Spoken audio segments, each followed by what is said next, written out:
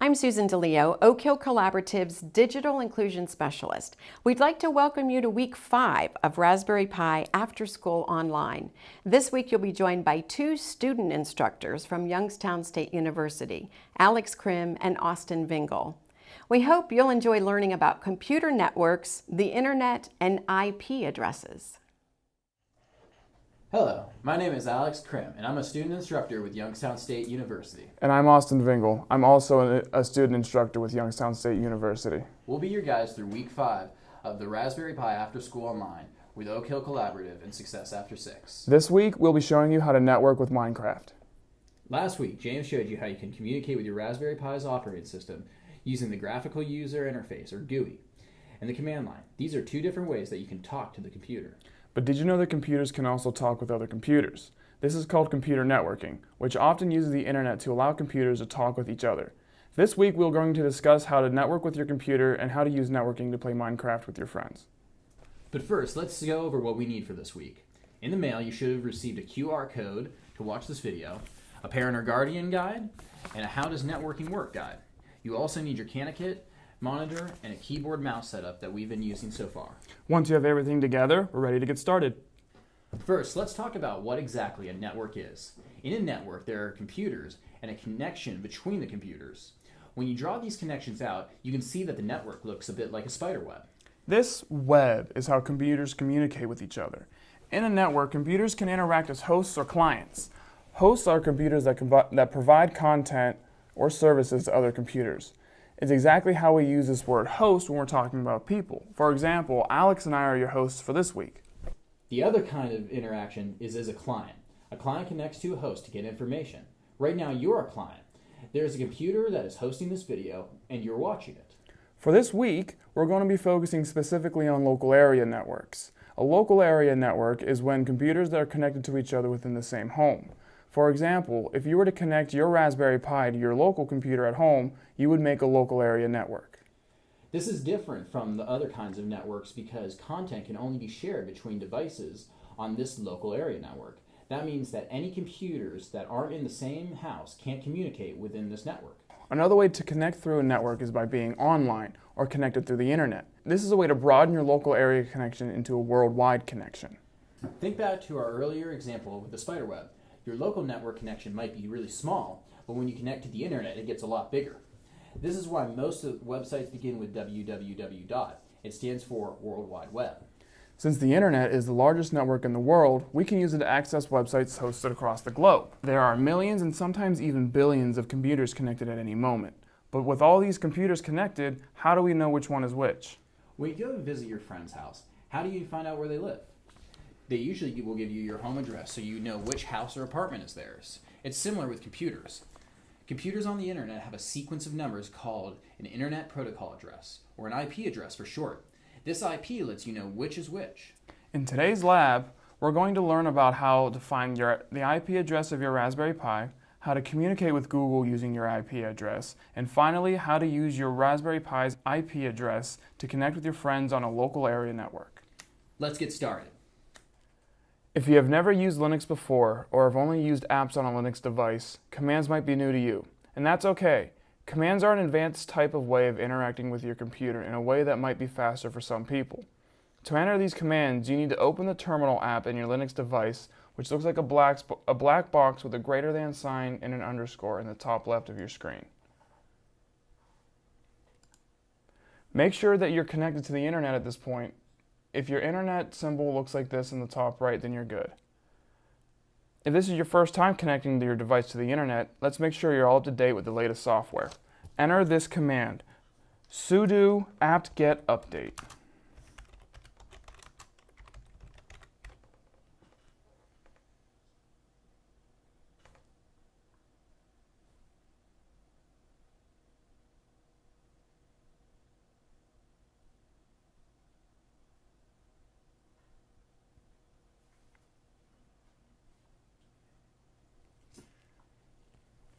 This next command will refresh your list of software.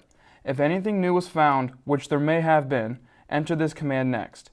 There's no harm if you don't need to, so better safe than sorry. Sudo apt upgrade.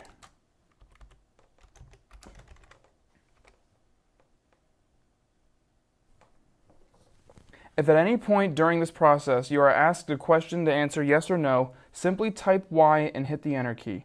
If it's only asking to take up space on your drive, and that's okay. Once you're finished updating, you're ready to start hammering out some networking commands. The first command we'll be going over is ifconfig.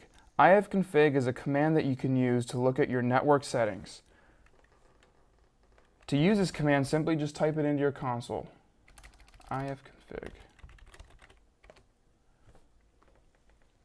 The number we're looking for is under iNet address, right here in the third section.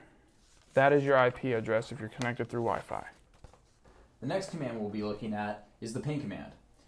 This is a testing command used to see if we can connect to a host on a network.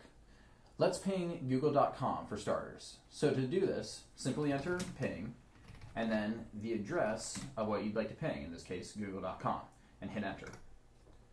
From here, as this starts spitting out data, you can see that we've transmitted 64 bytes of data from our computer, right here, and then next is Google's. And then the last column here is the time that elapsed transmitting this data to Google.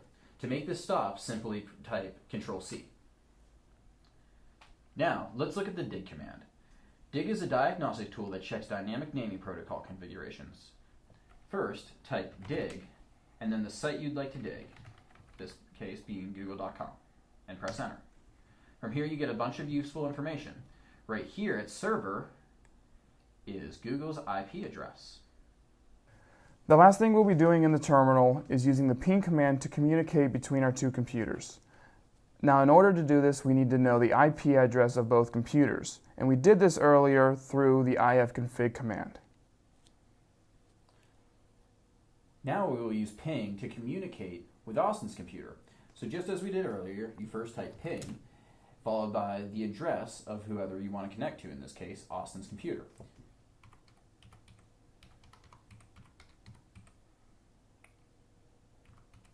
And press enter. And now we are sending data over to Austin's computer. And now I'll do the same. First ping, and then Alex's IP address.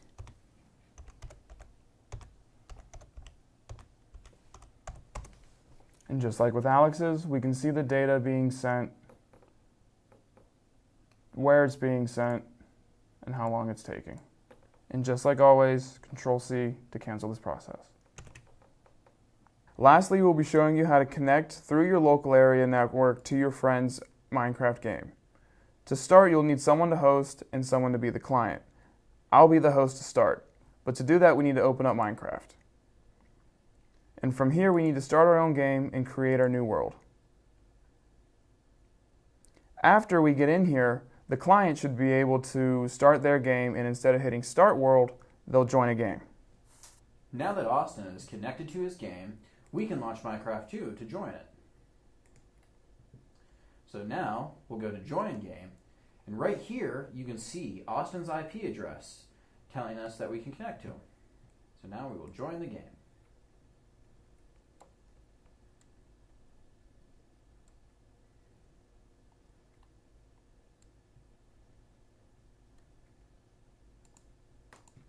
And there he is. Easy as that. Hey Austin, you want to go make a castle? Sure, I have a script that we can use that'll make this real quick. Great work today. Now that you've learned about networking with Raspberry Pi and how the internet works, test your knowledge by finding the IP address of other devices.